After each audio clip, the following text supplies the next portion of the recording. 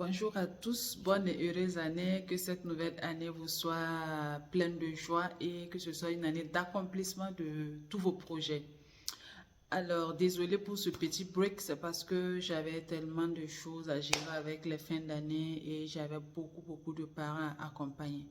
Donc, le thème d'aujourd'hui, ça va porter sur un sujet différent de ce que je vous avais promis dans la dernière vidéo qui était de vous faire une fiche d'évaluation du comportement des enfants. Si je fais cette vidéo ce matin, c'est parce que rien que la semaine passée, j'ai eu un couple en face de moi avec leur jeune adolescente de 15 ans qui a des envies suicidaires. Alors, quand les parents m'ont exposé le problème et après avoir échangé avec cette petite fille, lorsque j'ai découvert la cause, je me suis dit qu'il fallait forcément que je fasse cette vidéo pour partager, pour sauver des vies. Et donc, cette vidéo s'adresse à tous les parents. Alors, lorsque j'ai échangé avec cette petite fille, je me suis rendu compte qu'elle culpabilisait parce que ses parents, en réalité, ne s'entendent pas. Le père est alcoolique et chaque fois quand il prend de l'alcool, il a tendance à bastonner, à frapper au fait la maman. Et l'enfant observait ça. Et non content de cela, la maman, en réalité, chaque fois, elle dit à l'enfant, voilà, si tu n'étais pas là, c'est à cause de toi et ton petit frère. Si vous n'étiez pas là, moi, j'allais partir, j'allais quitter ce foyer. Le foyer, c'est pas une fin en soi, mais je ne peux pas partir laisser mes enfants. C'est à cause de vous. Si ce n'était pas à cause de vous, je serais partie à longtemps. Je ne vais pas rester là, risquer ma vie.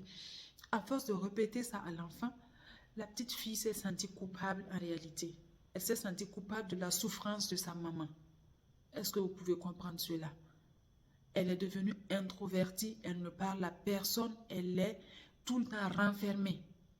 Et quand vous remarquez, elle a de très bonnes notes à l'école. Quand j'ai échangé, j'ai pris au moins 3 jours, 3 séances plutôt, je dirais 3 séances. Pendant les 3 séances-là, j'ai découvert qu'elle a toujours eu de meilleures notes à l'école. Elle est toujours sage et avec des envies suicidaires. Et l'envie suicidaire, en réalité, c'est la maman qui a remarqué ça, qui a vu que voilà, elle envoyait des messages. C'est une fois, elle a pris le portable de la petite fille, elle a vu des messages qu'elle a écrits. Pas qu'elle envoie à quelqu'un, elle l'écrit en brouillon où elle dit voilà, elle en a marre de la vie, si elle pouvait mourir maintenant, c'était bien et tout. Est-ce que vous pouvez comprendre que juste le fait d'avoir dit, je ne dirais pas juste parce que c'est grave pour un enfant, savoir que c'est à cause d'elle que sa maman souffre. Mais c'est désespérant. Et je fais cette vidéo parce que je sais qu'il y a beaucoup de femmes qui commettent cette erreur. Il y a beaucoup de femmes qui souffrent dans leur foyer et qui ne sont pas capables de gérer ça, qui cherchent du réconfort auprès de leurs enfants ou qui font culpabiliser involontairement leurs enfants en leur disant quoi? Voilà, c'est à cause de mes enfants si je suis toujours dans le foyer. Si ce n'est pas à cause de mes enfants, je vais faire quoi? Le foyer même c'est quoi? Même si ça ne tenait qu'à moi seulement, je peux prendre chambre, salon, rentrer au coucher, je vis là-bas, ça ne me dit rien. Mais avec les enfants là, à leur âge, la patati patata. Non, non, faites très attention mesdames. On ne dit pas ça à un enfant. C'est à cause de vous que les enfants sont là. Ce n'est pas à cause des enfants que vous êtes là. Non. C'est parce que vous êtes sorti avec ce monsieur que ces enfants sont là. Donc, évitez certains termes. Ou soit d'autres même vont jusqu'à dire aux enfants, si je pouvais ravaler mes enfants et puis disparaître là, j'allais le faire. Les enfants ne sont pas responsables de votre mal-être au sein de votre foyer. C'est vous qui avez fait le choix. Donc, il faut assumer. Soit vous partez, soit vous restez, vous assumez correctement sans impliquer les enfants dans cette histoire. Parce que vous êtes en train de créer en réalité des malades dans la société. Ça devient un poids dans la société. Plein de femmes sont là, célibataires à cause de ça. Parce qu'elles ont eu une très mauvaise image paternelle. La figure paternelle a été ratée. Elles sont incapables de faire confiance à un homme. Elles sont incapables même de faire confiance à un être humain, que ce soit sur le point de vue professionnel, que ce soit sur le point de vue foyer ou couple. Elles ont du mal à respecter même un homme en tant que tel. Juste parce qu'elles ont grandi dans un milieu où le père, peut-être, n'assumait pas correctement son rôle et la mère a appuyé en dénigrant ce dernier.